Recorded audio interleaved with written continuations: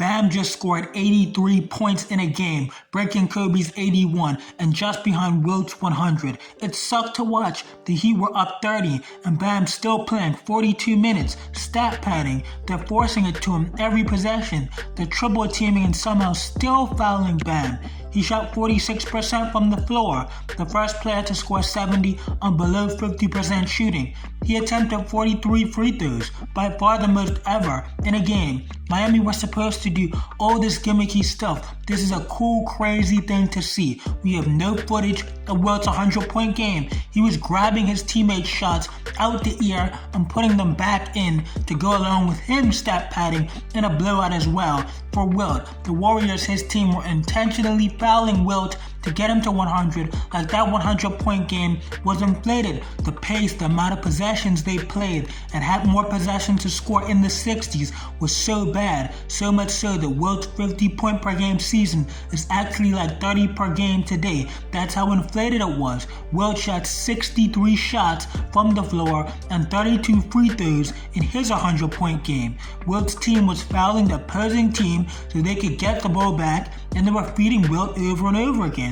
There's players in that game and the radio broadcast who called that game a farce and not a legitimate game for Wilt to get to 100. Like Bam's 83 is much less shameless than what Wilt's 100 was. It's illegitimate, not fun to watch. How can you hate on and not get excited by an 83-point game? However it came, I don't care. This is historic and crazy for the NBA. Just an insane moment. 83 points over 81 points. No matter how much you like the ethics or not, or 83 points is 83 points at that point. It's fun. It's a random Tuesday night for a game no one cared about. And even before the fourth, where the stat pattern gets really obvious, he was 31 in the first quarter, 43 at half, and 60 going into the fourth quarter. It's no way you can say this is an historic performance. And plenty of these big games in NBA history happened in similar fashion. David Robinson's 70 to get the scoring title in the last game of the season. The Spurs knew they'd just feed him over and over again before the game so he could stat pad to a good number. The opposing team helped him by literally pulling the starters out so D-Rob was going against bench guys. Kobe had the most impressive scoring performance ever. We should have known that even though Wilt had scored more, just very unethically on way more possessions. So Bam scored more than Kobe's 81. Both of those two having heavy stat padding going on doesn't change. Kobe's 81 is the best scoring outing ever. The game was in reach going into the fourth until 4 minutes left in the game. The game was entirely in reach. Ultimately, Bam and Wilt did score more, but volume alone isn't everything. Efficiency and ethics when it comes to what's a better scoring performance matters, and that's what makes Kobe's 81 the best scoring performance ever.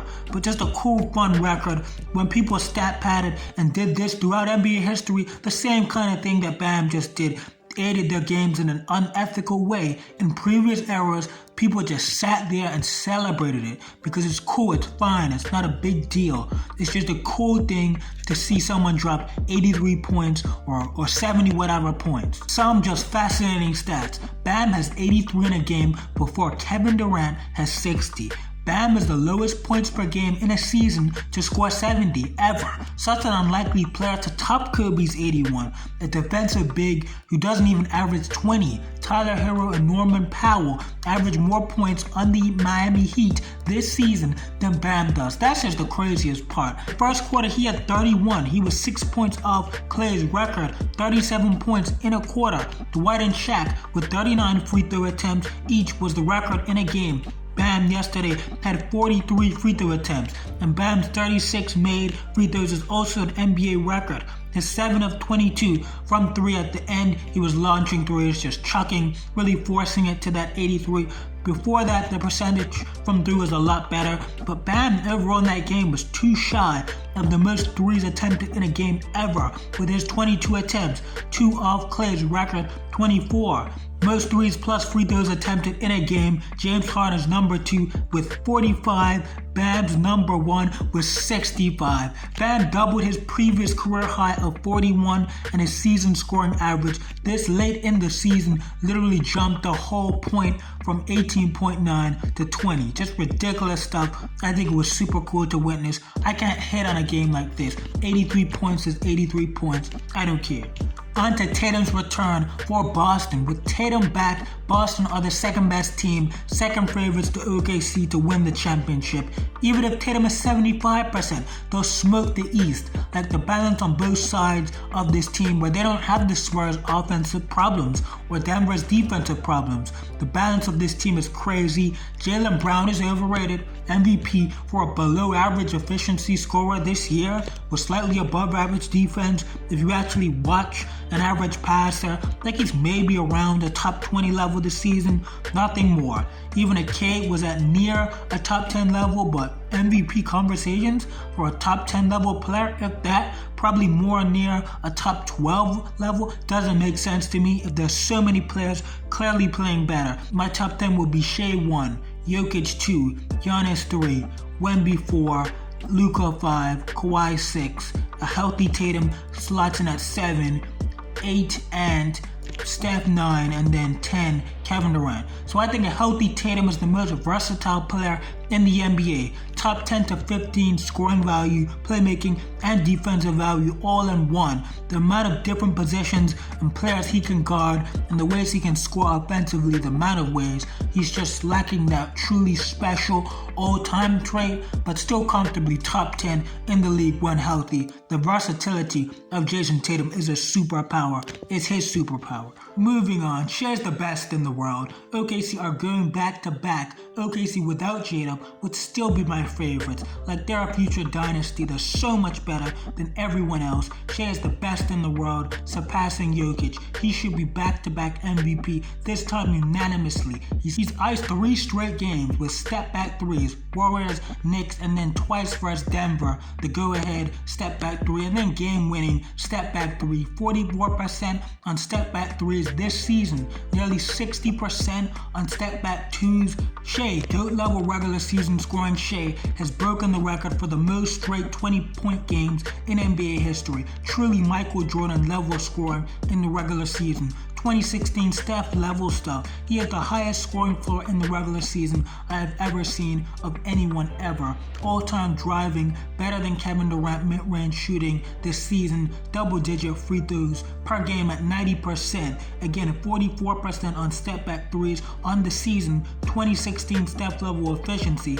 While I prefer Jokic offensively, I just think it's easier to build a great team around Shai over Jokic with the defensive flaws a Jokic has, where Shai is still a positive on that side of the ball, and Jokic, especially in the regular season, is just bad. So I think Shai has surpassed Jokic as the best in the world. He outplays him too much, but Jokic wasn't as good as Shai in that matchup, but Jokic was great versus OKC, as well in his own right. The gap between Shai and Jokic, I want to make it clear, is only 1% for me, and both I would seriously entertain as top 5 players since 1980 I've ever seen. After Shaq, MJ, LeBron, and Hakeem, we have a GOAT scoring regular season level player in Shai and an offensive GOAT level player in Jokic. And those two compared to Giannis, Wemby, Luka, everyone else respectfully, there was a gap in my opinion. The back and forth duel between those two in that last matchup, especially down the stretch. Shai comes out on top, had his 2016 Steph versus OKC, and that near 40 feet game winner where he clinches the MVP and the best in the world conversation for a lot of people around that time, the same way SGA just did. A really near perfect performance, just special stuff.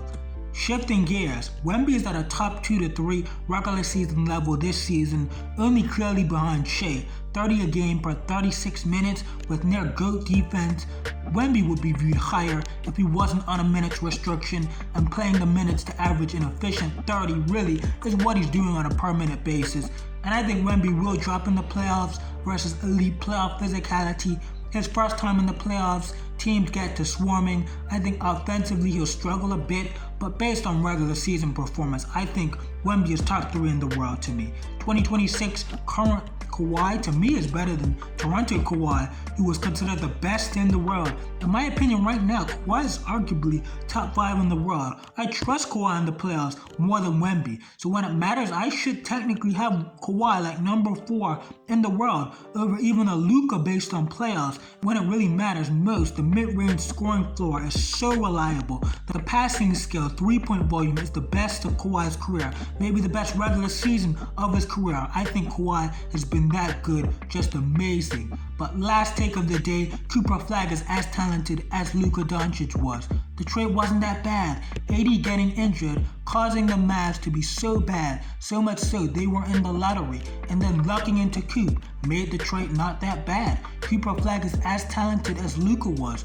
Coop will be better than Anthony Edwards. Not a better scorer, but the overall package of a way higher passing and defensive talent I prefer going forward. Answer slightly above average defender maybe, with some major lapses off ball, and Coop's on ball, off ball value, rebounding, the passing defense. He's going to be a better Tatum. How Tatum is the most versatile player in the league, that will be Coop, with more talented passing and a better trajectory. Ant wasn't in the NBA at 19. Ant was well into his 20s to get to the level Cooper Flagg is at right now, having just turned 19. Cooper is averaging 23 points, 7 rebounds, and 5 assists in his last 30 games, all-star level stuff in year 1, having just turned 19. Big wing, elite downhill, in the mid-range, defensive potential galore. Like I like Cooper Flagg, who does this at 19. And is he the offensive talent of a Luka Doncic? No, Luka was a top 10 offensive talent we've ever seen early. Went on to become maybe a top 10 offensive player ever. But the two-way value, the defensive ceiling, for Flagg, I think it makes it a real conversation as talents between Luka and Cooper Flagg. Coop is just a ridiculous talent, but if you enjoyed watching, don't want to miss more of my content, just hit the post notifications so you don't miss another video. Subscribe, you know what to do.